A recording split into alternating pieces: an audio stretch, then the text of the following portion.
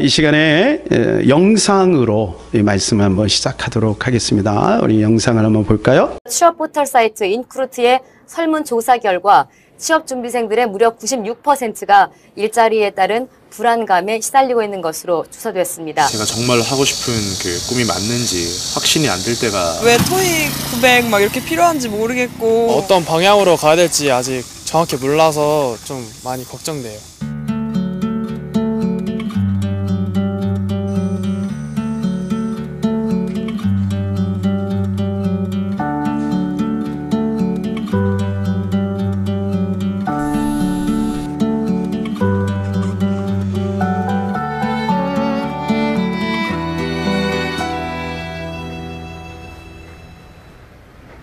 일자리 문제가 날로 심각해지고 있습니다. 취업을 준비하는 취업 준비생들도 고민하는 것이 한두 가지가 아닌데요. 이 취업 준비생을 둔 부모님을 직접 스튜디오에 모시고 취업 문제에 대한 이야기 나눠보겠습니다. 어서 오십시오, 아버님. 네, 안녕하십니까. 네, 안녕하세요. 김윤철 군이 현재 취업 준비 중이신 거죠? 아버님.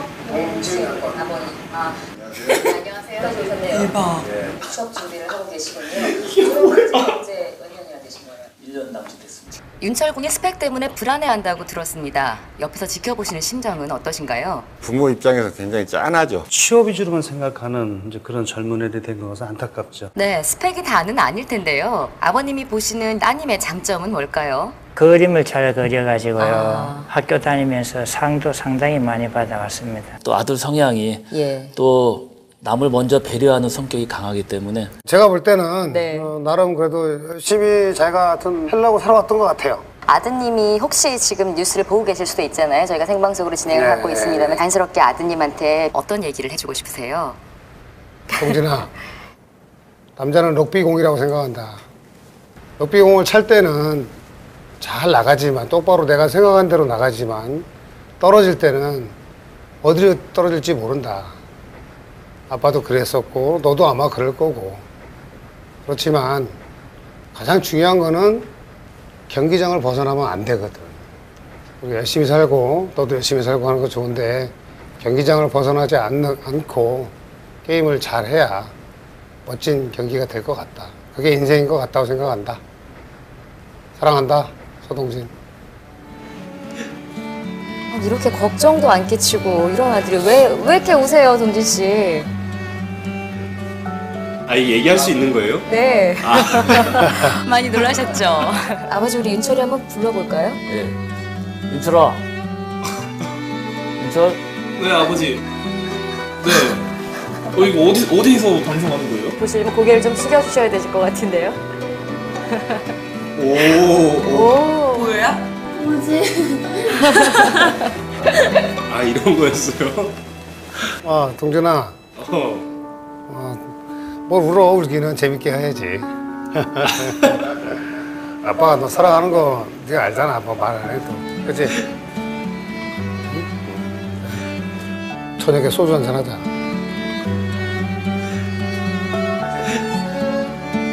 정직하면 이 세상은 꼭 지혜한테 보답한단다.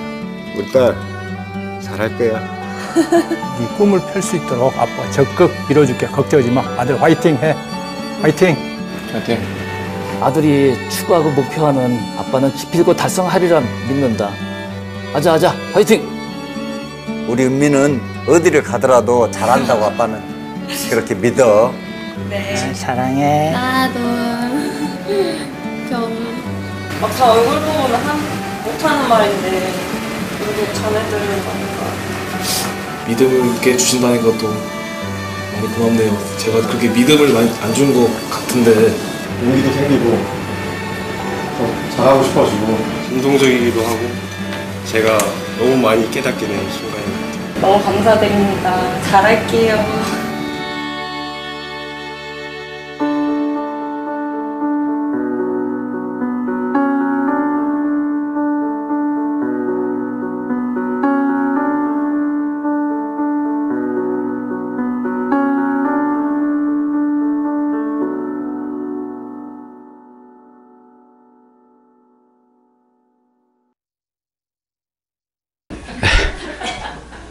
뭔가 소리를 내고 싶죠?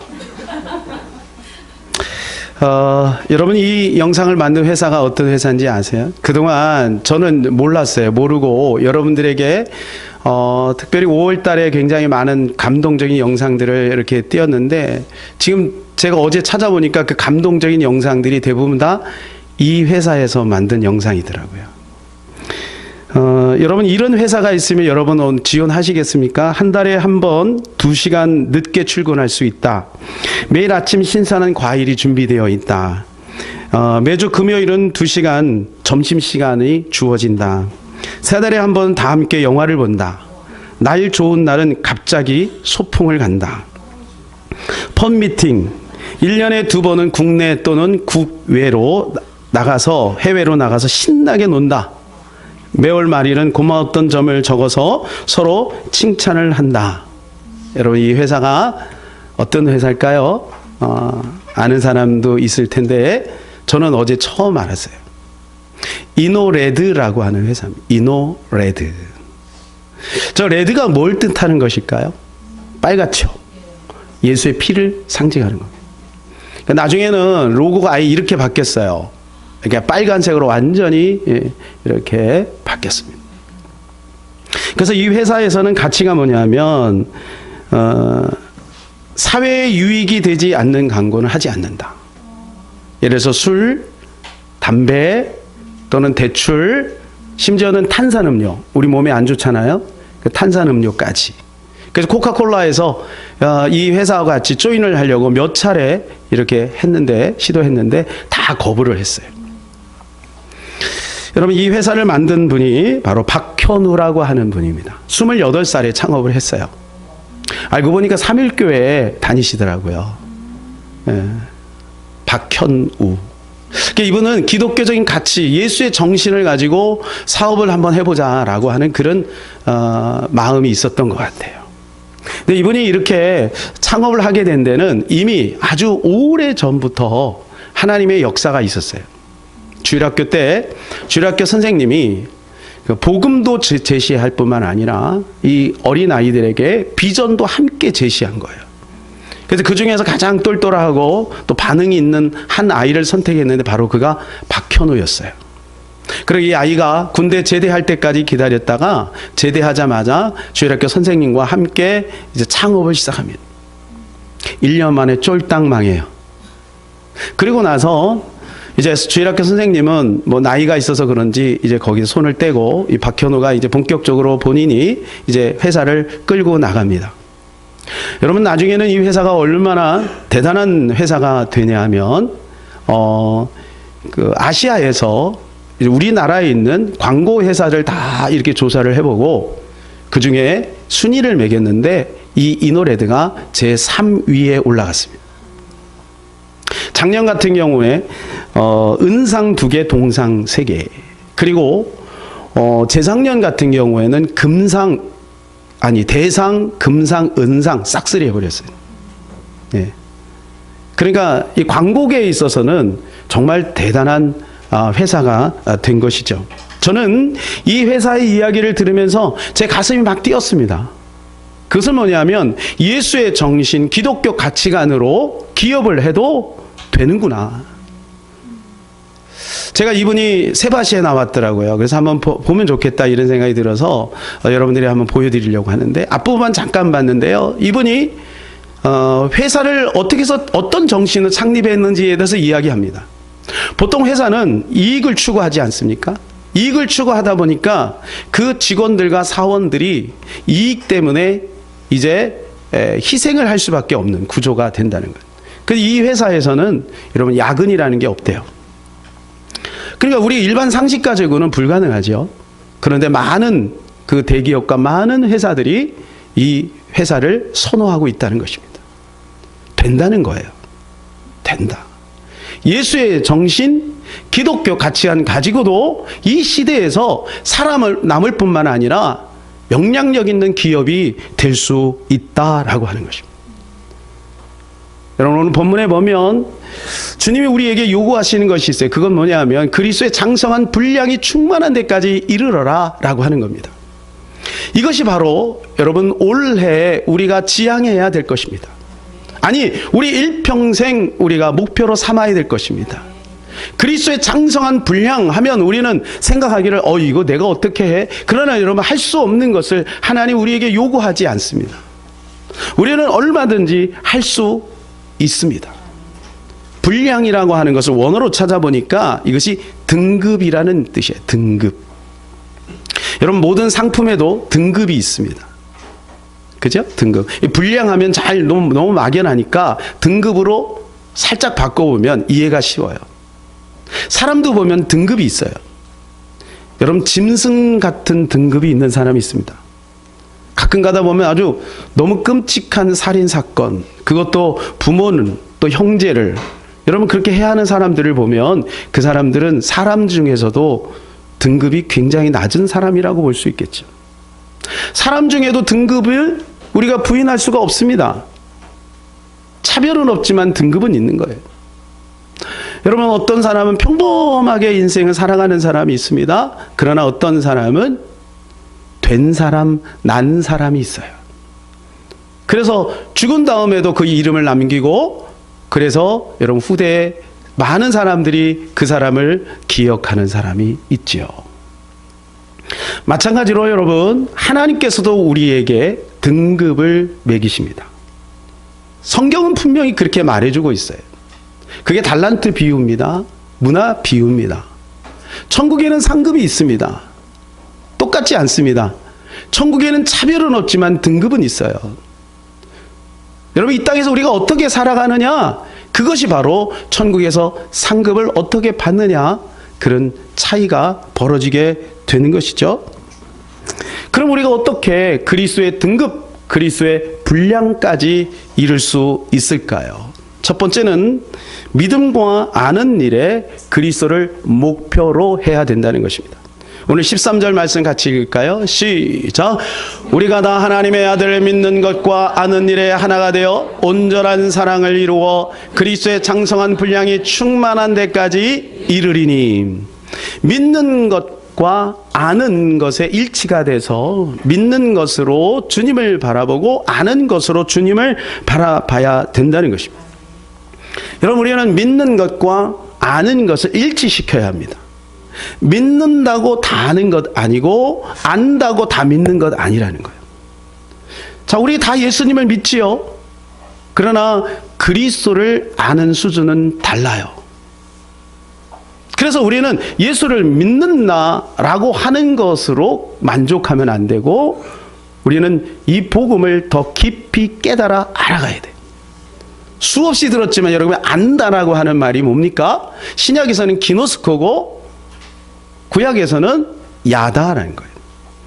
이거는 경험적으로 아는 것이 지식적으로 이렇게 휙 날아가는 그런 지식이 아니라는 거예요. 정보가 아니라는 거죠. 그래서 우리가 예수 그리스도를 안다라고 할 때, 여러분, 이 알미라고 하는 것은 시간이 필요한 것이고 훈련이 필요한 것입니다.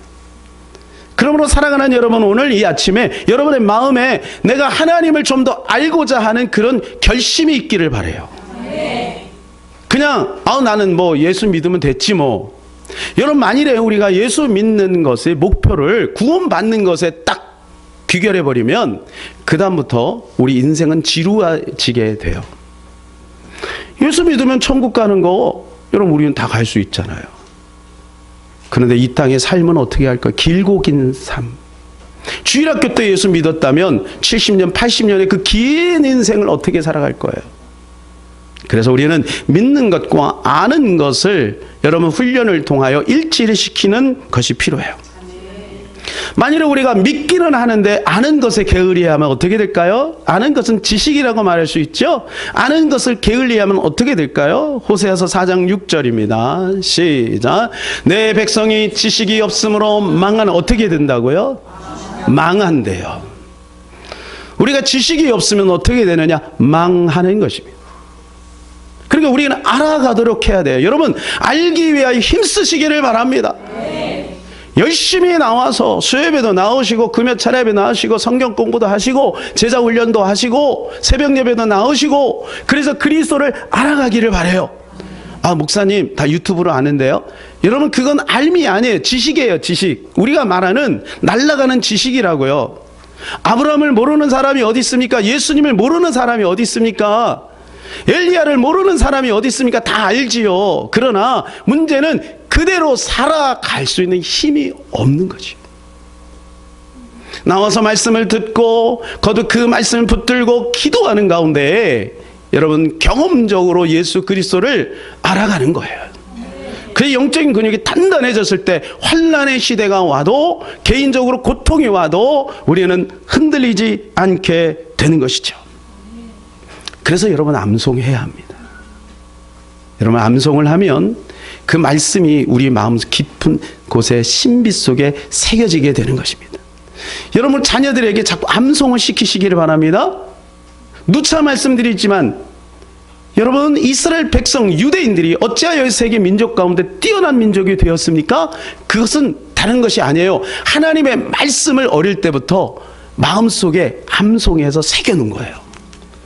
그래 그것이 인지가 되어지고 가치가 되어지고 무의식 속에 잠겨서 나도 모르는 사이에 사회생활을 하면서 가정생활하면서 그것이 툭툭 튕겨져 나오는 거예요. 그런데 그 아이디어가 굉장한 창의력이 있고 그래서 여러분 정치, 경제, 사회문화 모든 부분을 장악하게 되는 것입니다. 여러분 말세에는요 이 지식이 견고해야 합니다. 만일에 이 지식이 견고하지 않으면 어떻게 되겠습니까? 오늘 말씀 보니까 내가 지식을 버렸으니 나도 너를 버린다라고 말합니다. 주님의 지식을 버리니까 버려요. 내가 하나님의 율법을 잊었느냐? 나도 내 자녀를 잊어버리겠다. 여러분 이런 말씀들을 그냥 한 귀로 듣고 한 귀로 흘리지 마세요. 에이 뭐 하나님은 사랑의 하나님인데 여러분 그렇지 않습니다. 하나님은 당신이 말씀하신 것 그대로 하십니다. 여러분 우리는 이 마지막 때에 이 지식이 견고해야 돼요. 요 호세아서 6장 3절 시작. 그러므로 우리가 여호와를 알자. 힘써 여호와를 알자. 그의 나타나심은 새벽빛같이 어김이 없나니 비와 같이 땅을 적시는 늦은 비와 같이 우리에게 임하시리라 하니라. 우리가 하나님을 알 때 어떻게 알아야 돼요? 힘써 알아야 돼요. 우리 어르신들도 여러분 성경을 읽으시기를 바랍니다. 우리 어르신들 보니까 성경을 열심히 읽으시더라고요. 성경을 읽으세요. 자, 읽기가 힘들면 들으세요. 그래서 하나님을 알아야 돼요. 그래야 여러분의 자녀들, 손자, 손녀들에게 여러분 아름다운 믿음의 유산을 남겨줄 수가 있는 것입니다. 말세에는요 하나님을 알지 못하는 기갈이 찾아온다고 합니다. 아모스 8장 11절 시작. 주 여호와의 말씀이니라. 보라 날이 이를지라. 내가 기근을 땅에 보내리. 누가 보내요? 하나님이 보내요. 그런데 어떤 기근이냐? 양식에 대한 기근이 아니고 여러분 물에 대한 기근이 아니에요. 여호와의 말씀을 듣지 못한 기갈이래요. 수많은 사람들이 말씀을 안다고 생각을 합니다. 그런데 실제적으로 하나님 말씀을 모르는 거예요. 그러니까 하나님의 말씀이 기갈이 생겼어요. 여러분 통계에 의하면요 10년 동안 아이들에 미치는 영향 여러분 이것을 그래프로 만들었어요. 보세요. 10년 동안 우리 아이들이 정상적으로 교회를 다니는 아이들입니다. 주일학교 아이들이 10년이면 여러분 중학교에서 고등학교, 대학교까지 갑니다. 그 10년 동안 교회에 노출되어 있는 시간이 800시간입니다. 그런데 가정에 노출되어 있는 시간이 2000시간입니다. 그리고 학교에 노출되어 있는 시간이 11,000시간입니다. 그런데 미디어에 노출되어 있는 시간이 63,000시간입니다. 그러니까 우리 아이들이 어디에 영향을 받겠습니까? 교회의 영향을 받겠습니까? 아니면 미디어의 영향을 받겠습니까? 세상의 영향을 받겠습니까? 여기 부모님들이 많이 계십니다. 제가 이 부모님들에게 한번 여쭤보겠습니다. 여러분은 여러분의 자녀가 학교 성적이 올라가면 기쁩니까? 아니면 교회 생활을 열심히 하면 기쁩니까? 여러분 강남의 어떤 부모들은요 시험 기간이 되면요 그렇게 얘기한대요. 얘야 시험 기간은 좀 참아라. 고3이 되면은 얘야 아빠하고 엄마가 예배할게. 아빠하고 엄마가 너는 1년 동안은 열심히 공부해. 열심히 공부해. 그리고 대학 가서 하면 되지. 진정한 복이 생명이 어디에서 오는 겁니까, 여러분? 여러분 조사에 의하면요, 학원 시간과 예배 시간이 겹칠 때 자녀가 교회를 빠질 수 있나? 이렇게 질문을 던진 거예요, 크리스찬들에게.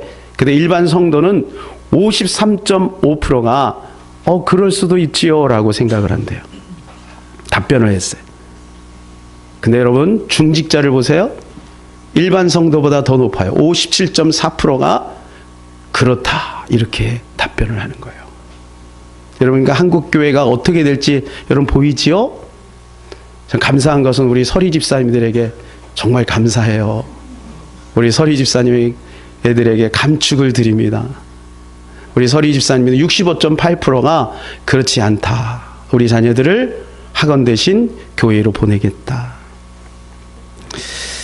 여러분, 제가 어제 우리 교육자들과 함께 충영교회에서 교사 세미나를 갔어요.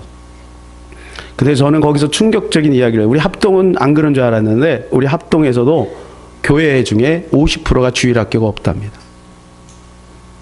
여러분, 이건 심각한 일입니다. 작년부가 3만 명인데 주일학교 아이들이 900명 모인대요. 여러분, 앞으로 우리 한국교회가 30년, 40년 지나면, 아니 20년만 지나도 어떻게 될지 보이죠. 여러분, 대부분 교회 처음 나오신 분들 보면 그분들이 옛날에 교회를 주일학교 때 한두 번 다니고 성탄절날 무슨 행사 때문에 뭐 먹으면서 이렇게 다녔던 경험들이 있는 사람들이 다시 어른이 돼서 교회를 나와요. 옛날에 여러분 우리 교회 다닐 때 김정분 할머니도 그랬고 또 조 할머니도 마찬가지예요. 그분도 주일학교 때 교회를 한두 번 다녔던 분들이에요. 그러니까 주일학교가 얼마나 중요합니까? 옛날에는요 이랬습니다. 옛날 얘기 많이 하면 이게 꼰대라고 그러더라고. 어제 보니까 꼰대 특징 중에 하나가 뭐냐, 라떼를 많이 먹는데 라떼는 말이야 막 이렇게 얘기를 한다는데, 여러분 위기를 우리가 위기의식을 갖기 위해서 옛날엔 이렇게 됐잖아요. 이렇게, 그죠? 어른들이 있었고 그 다음 밑에 주일학교예요. 그러니까 작년부가 만약 100명이면 주일학교가 150명에서 200명이었어요. 지금은 어때요? 작년부가 100명이 돼도 주일학교 아이들은 불과 뭐 몇십 명이나 몇 명밖에 안 돼요. 그러면 여러분 앞으로 어떻게 되겠습니까? 우리는 이렇게 생각하죠. 저출산이라고. 근데 아니에요. 어제 라영환 교수님이 통계를 냈는데 그렇지 않대요. 유아부가 통계를 내보면요 옛날보다 늘었다는 거예요. 그러니까 뭐예요? 부모님들이 시간이 가면서 이 아이들이 학원으로 계속 돌리면서 유아부 때는 데리고 나오는데 초등학교, 중학교, 고등학교 올라가면서 학원으로 계속 보내니까 이 아이들이 믿음이, 부모는 다니는데 자녀들이 교회 안 다니는 그런 교회들이 너무 많다는 거죠. 저출산이기 때문에 그런 게 아니라는 거예요. 통계를 내보니까. 여러분 이렇게 되면 나중에 어떻게 되는지 보세요. 사사기 2장 10절입니다. 시작. 그 세대의 사람도 다 그 조상들에게 돌아갔고 그 외에 일어나는 다른 세대는 여호와를 알지 못하며 여호와께서 이스라엘을 위하여 행하신 일도 알지 못하였더라. 여호수아가 가나안 땅을 정복하고 땅을 분배하는 일은 너무너무 잘했습니다. 그런데요 여호수아가 다음 세대를 키우지 못한 거예요. 그러니까 시간이 지나면서 하나님을 알지 못하고 하나님께서 이스라엘 백성들에게 내리신 그 어마어마한 축복들, 그 이야기 있잖아요. 그걸 새카맣게 다 잊어버리고 다른 세대가 되었어요. 그랬더니 11절 가니까 뭐라고 하고 있냐면 그들이 악을 행하며 바알을 섬겼더라. 여러분 악을 행하니까 어떻게 됩니까? 하나님이 징계가 있게 되고 그리고 사사기의 사이클이 주어지게 되는 거예요. 무슨 말이냐? 믿음을 잃고 약속을 잃어버리면 환경은 당연히 무너지게 되어 있다는. 그러니까 여러분 우리 자녀들에게 가장 중요한 투자가 무엇인가요? 지금 당장 눈에 보이지 않습니다. 여러분 우리는 우리 자녀들이 세상에서 나름대로 살아갈 수 있도록 학교를 보내는데 그 학교에 가서 우리 아이들이 뭘 배웁니까? 인본주의를 배우는 거예요. 그 어느 날 툭툭 이상한 말을 해 뱉기 시작하는 거예요. 그리고 부모님의 가슴을 막 빗으로 찌르는 거예요. 하나님에 대해서 부인하고 하나님을 멀리하고 인본주의로 차 있는, 여러분, 그래서 우리는 주일학교 청년회를 위해서, 주일학교 청소년부를 위해서 투자하는 겁니다. 우리 교회가 그렇게 교육자들을 많이 둘 만한 그런 형편이 못 되죠. 여러분, 우리 주일학교와 학생회를 위해서 기도 많이 해주시기를 바랍니다. 두 번째는 믿는 것과 아는 것을 일치시키는데, 우리가 알기만 하고 믿지 않으면 안 된다라고 하는 것입니다. 알면 믿는 게 아니라는 거예요. 어떤 분들은 유튜브에서 내가 어떤 목사님 말씀을 들었다 그러면 내가 믿는다라고 생각을 하는데, 여러분, 그렇지 않습니다. 지금 지식 평준화가 되었습니다. 지식의 홍수 시대가 되었습니다. 그래서 너무나도 사람들이 미디어에 의존해요. 자기 어려운 문제가 있으면 하나님 앞에 나와서 주님께 여쭤야 되는데, 주님께 여쭤보지 않고 또 다른 신이 하나 생겼어요. 네이버 신이라고 들어보셨습니까? 네이버에게 물어보세요. 조금만 어려우면, 여러분, 하나님 앞에는 건강에 어려움이 오면 옛날 같으면 만사를 제치고 보따리 싸들고 교회에 와서 아니면 기도원 가서 금식하며 눈물로 기도했어요. 지금은 어때요? 네이버를 열어요. 네이버에게 물어봐요. 여러분, 우리가 아는 것이 믿는 것이 아니라는 것입니다. 찰스 블론딘이라고 하는 분이 있어요. 이분은 세계적인 줄타기 고개사입니다. 예. 이분이 진짜 안 해본 게 없어요. 하는 데마다 다 성공을 했어요. 그래서 새로운 것에 이제 도전하고 싶어서 어느 날 신문에 광고를 냈습니다. 내가 나이가라 폭포를 외줄타기를 하겠다. 그랬더니 5,000명이 모였습니다. 나이가라 폭포는 330m입니다. 높이는 한 48m. 떨어지면 바로 죽습니다. 그래서 사람들이 이분에 대한 신뢰가 있어요. 왜냐하면 지금까지 다 성공했으니까. 5,000명이 모였어요. 이분이 건너가기 전에 이렇게 얘기합니다. 제가 이 외줄을 타고 저 끝까지 갔다가 다시 돌아올 것을 믿습니까? 그랬더니 사람들이 아멘은 아니고 믿습니다, 이렇게 얘기를 했어요. 그러니까 이분이요, 보란 듯 거기 왔다 갔어요. 대단하죠? 다시 돌아와서는 이렇게 얘기하면, 여러분, 그러면 제가 저의 등 뒤에다가 누군가를 업고 저기까지 갔다 올 것을 믿습니까? 그랬더니 믿습니다! 이게 목소리가 더 커졌겠죠? 예, 왜냐하면 그거 봤으니까. 그런데 여러분들 중에 제 등 위에 엎일 사람이 누굽니까? 이렇게 질문하니 갑자기 죽은 듯이 조용해졌어요. 그럴 수밖에 없죠. 나라도 안 올라갑니다. 쉽지 않죠. 여러분, 우리가 주님에 대해서도 그러면 안 되는 거예요. 주님에 대해서도. 그런데요, 거기에 자기의 매니저이면서 친구인 헨리 콜코드가 자원을 했습니다. 제가 한번 해보겠습니다. 여러분, 실제 사진입니다. 제가 한번 해보겠습니다. 그러니까 여러분, 정말 등에 엎여가지고 가는 거예요. 지금 한참을 가는데 갑자기 여기 이 도박사들이 있어요. 이걸 가지고 또 이제 게임을 하는 사람들 있잖아요. 근데 이 도박사는 아마 이 사람이 떨어져 죽을 거에 대한 돈을 걸었던 모양이야. 너무 나쁜 사람이죠. 저 줄을 지탱하기 위해서 사방에서 가는 줄로 쫙 연결을 해놨는데 그 중에 줄 하나를 또 끄는 거예요. 그 순식간에 저 출렁하면서 흔들렸겠죠. 그러니까 자기도 모르게 등에 있던 이 콜코드가 얼른 내렸어요. 그리고 양 어깨에 손을 얹고 한 발 한 발 조심해서 갑니다. 그때 이 블론딘이 이렇게 이야기를 합니다. 당신은 이제부터 콜코드가 아닙니다. 이제부터는 블론딘입니다. 당신 나의 한 부분입니다. 내가 흔들리면 당신도 흔들려야 합니다. 당신이 그 균형을 잡으려고 노력하지 마십시오. 노력하면 우리 둘 다 죽습니다. 여러분, 우리 인생은 외줄타기와 같아요. 아슬아슬하죠. 그런데 때로는요, 사탄이요, 그것을 알고 이렇게 장난을 치고 우리를 유혹하고 핍박하고 고통할 때가 있어요. 그때 여러분, 우리가 어떻게 해야 될까요? 우리 몸에서 힘을 빼야 돼. 두 사람이 되면 안 돼. 하나가 돼야 돼. 여러분, 그리스도는 믿을 만한 존재예요. 우리를 위해서 여러분 죽으신 분이에요. 우리를 사랑하시는 분이에요. 그는 완벽하신 하나님이세요. 그러니 여러분, 우리가 누구에게 기대해야 될까요? 우리는 주님께 기대해야 될 줄로 믿습니다. 우리가 여러분 안다고 다 믿는 것이 아니라는 거예요.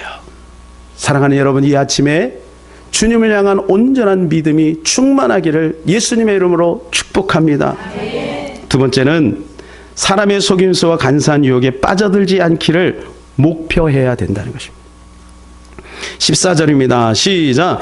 이는 우리가 이제부터 어린아이가 되지 아니하여 사람의 속임수와 간사한 유혹에 빠져 온갖 교훈의 풍조에 밀려 요동하지 않게 하려 함이라.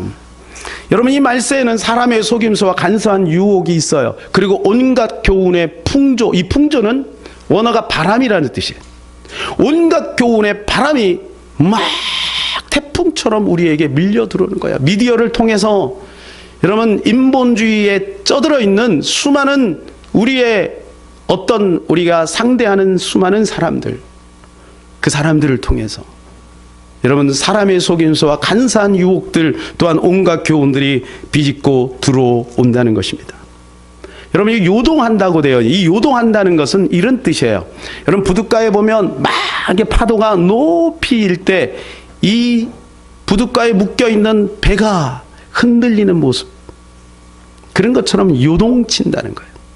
그런데 누가 요동치냐 하면, 이는 우리가 이제부터 어린아이가 되지 아니하여. 누가 요동치나요? 영적으로 어린아이 상태에 있는 사람은 요동치게 되어 있다는 거예요. 별거 아닌데 흔들리는 거예요. 여러분, 유괴는 어른이 당하지 않습니다. 혹시 여기 계신 분들 유괴 당하신 분 있으세요? 경험 있으신 분 있으세요? 어릴 때 유괴를 당하죠. 아무것도 모를 때 사탕 하나 주면서 아저씨가 좋은 곳으로 들어갈게, 그러면서 거기에 빠져드는 거예요.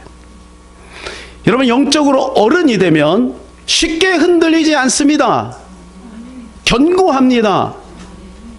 여러분, 영적 어린아이가 되면 쉽게 삐져요. 그래서 섭섭마귀를 환영하고 넘어져요. 그래서 저는 이제 우리 성도들 가운데 이렇게 삐지는 사람들 보고, 그 다음에 막 섭섭한 그런 느낌이 있는 사람들 보면 제가 이렇게 판단하려고 그래요. 아, 아직 어린아이구나. 아직 어린아이구나.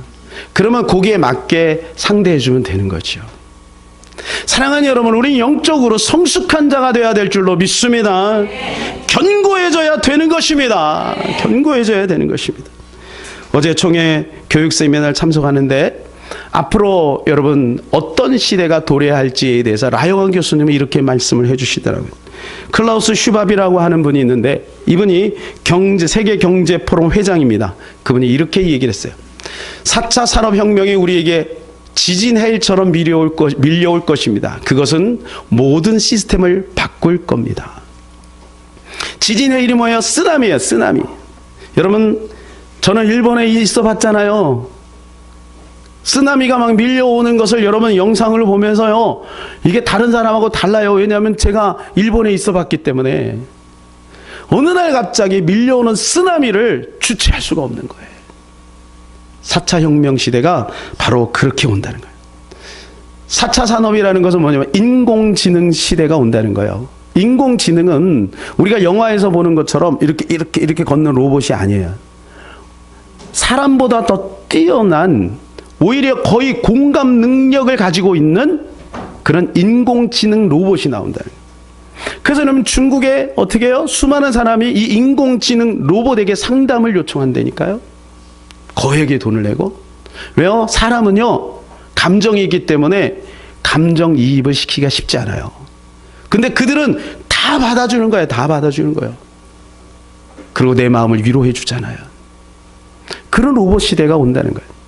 3차 산업 시대에는요, 어떤 사람이 공부를 하고 생각이 바뀌고 습관이 바뀌면 운명이 바뀌었어요. 근데 이 4차 산업혁명 시대에는요, 환경이 사람들의 생각을 주도해 가는 거예요.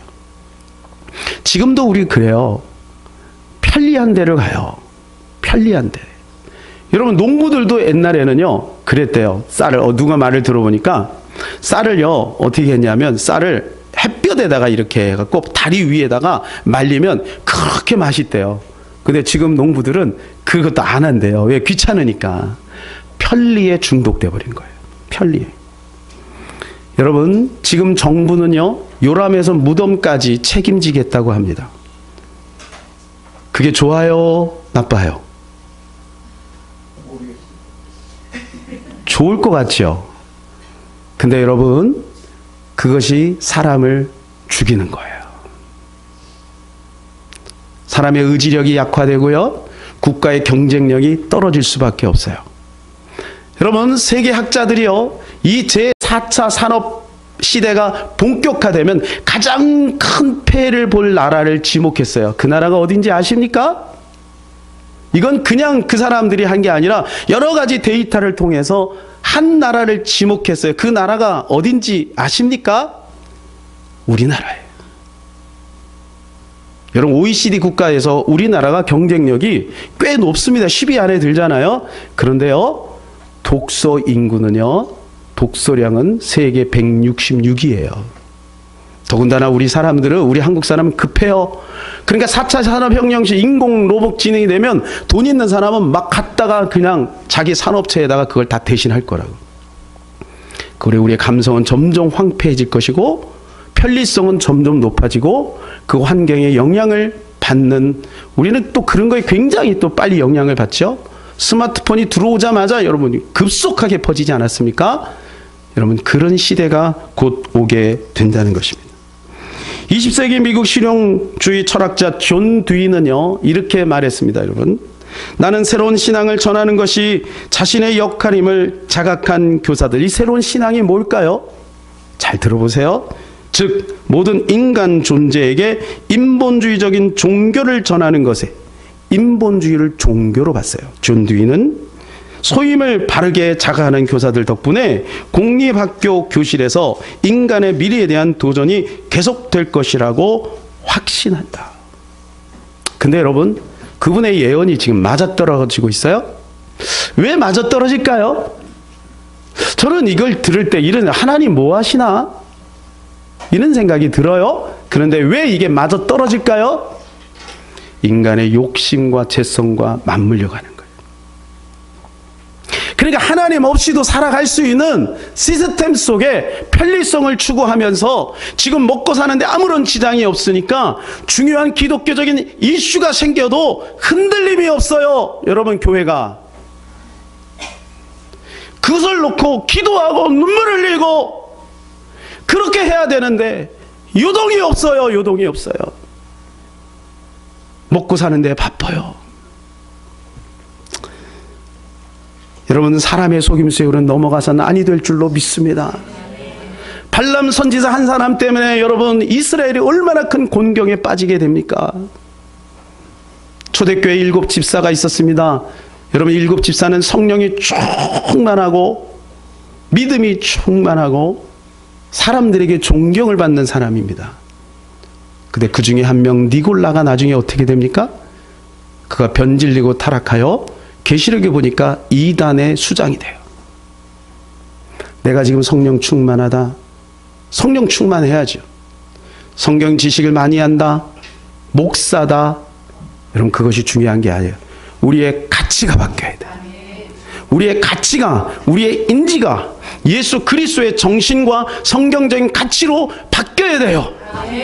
그래야 여러분, 이 마지막 때 우리는 흔들리지 않습니다. 요동하지 않습니다. 만일 여러분 우리의 인생이 70, 80평생으로 그냥 끝나면 괜찮습니다. 근데 하나님 앞에서 심판을 받게 될 거예요. 하나님 앞에서. 여러분, 인본주의로 살아가는 것이, 내가 이건 인본주의, 이건 신본주의 이렇게 딱 구별이 있어. 내가 선택을 하면 얼마나 좋아요. 그게 아니라니까. 쓰나미처럼 쫙 밀려 들어오니 저 사람도 그렇고 이 사람도 그렇고 아무개 집사님이 그렇고 아무개 성도도 그러는데 그냥 나도 모르는 사이에 흔들려 버리는 거예요. 그러니 여러분, 우리가 하나님 말씀 앞에 우리 안에 있는 구원을 자꾸 끄집어내서 봐야 해요. 이 구원이 선명한가? 이 구원의 색깔이 바뀌지 않았는가? 우리는 자꾸 봐야 할 줄로 믿습니다. 1923년도에 시카고의 한 호텔에 그때 당시에 미국에서 가장 부였던 9명의 부호들이 모였습니다. 여러분, 그러니 뭐 매스컴에서 대단했겠죠. 그죠? 그냥 굉장히 많은 취재진도 몰렸겠죠. 우리나라로 말하면 뭐 삼성, 뭐 롯데, 뭐 이런 사람들이겠죠. 그런데 여러분, 그때하고 지금하고 또 상황이 다르죠. 그때는 여러분, 그것이 엄청난 권력이고 힘이에요. 지금하고 또 달라요. 그러니 얼마나 많은 사람들이 주목을 받았겠습니까? 그 사람은 돈이 있습니다. 명예가 있습니다. 또 권력도 있습니다. 영향력도 대단합니다.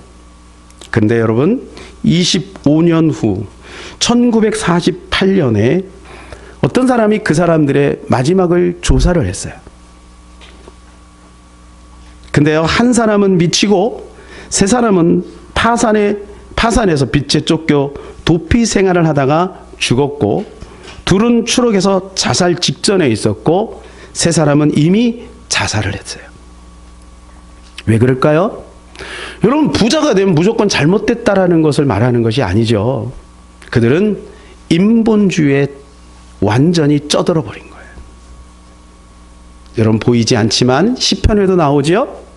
잘나는 사람, 훌륭한 사람, 돈 있는 사람들이 죽을 때조차 평안하게 죽는 걸 보고, 여러분, 이 시편 기자가 하나님 어디 계십니까? 그런데 그가 성전에 들어가서야 깨달은 거예요. 영적으로 말하면 뭐죠? 주님 앞에 가면 결판 나는 거예요. 사랑하는 여러분, 주님 분명히 다시 오십니다. 우리의 가치를 어디다 세워야 될까요? 우리는 주님의 말씀에 세워야 될 줄로 믿습니다. 저는 그 박현우 대표를 보면서 가슴이 뛰었어요. 그렇다면 우리 성도들도 가능하지 않겠습니까? 사랑하는 여러분, 이 시대에도요, 기독교적인 가치관을 가지고 예수 정신을 가지고도 여러분, 하나님께서 그들을 으뜸으로 세우는 분들이 많아요. 김하중 대사, 박순애 전사님, 또 누굽니까? 이돈 장로님, 또 원정수 목사님, 얼마든지 가능합니다. 사랑하는 여러분, 2020년 한 해 우리가 지낼 때에 우리는 그리스도를 닮아가는 데 목표로 삼았으면 좋겠습니다. 그 안에는 모든 하나님의 축복과 행복이 담겨 있는 줄로 믿습니다. 이 시간 우리는 마지막 고린도후서 5장 15절 우리 큰 소리로 함께 읽고 말씀을 맺도록 하겠습니다. 시작. 그가 모든 사람을 대신하여 죽으심은 살아있는 자들로 하여금 다시는 그들 자신을 위하여 살지 않고 오직 그들을 대신하여 죽었다가 다시 살아나신 이를 위하여 살게 하려 함이라. 예수 그리스도가 죽었다가 다시 살아나심은 우리에게 그리스도를 닮도록 하는 것인 것을 우리는 믿고 따라가는 저와 여러분 되시기를 바랍니다. 이 시간에 하나님의 사랑을 사모하는 자 이 찬양 같이 하고 기도하기를 원합니다.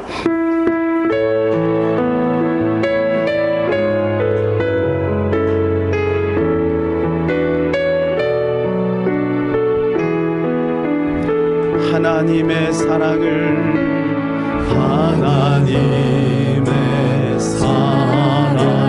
사모하는 자 하나님의 평안을 바라보는 자 너의 모든 것 창조하신 우리 주님이 너를 얼마나 사랑하시는지 하나님께 찬양과 경배하는 자 하나님의 선하심을 닮아가는 자 너의 모든 것 창조하신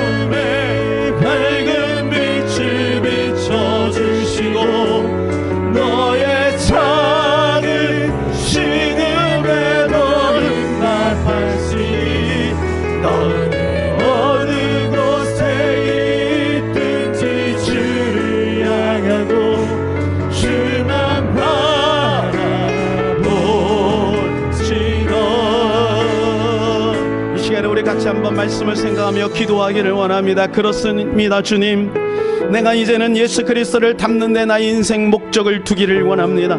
24시간 주님을 바라보며 어디 될지라도 신본주의로 살아갈 수 있도록 도와주셔서 흔들리지 않고 요동하지 않게 하여 주시옵소서. 오직 굳건한 반석 위에 나를 세워 주시옵소서. 이 시간에 주여 한번 간절히 기도합니다. 주여,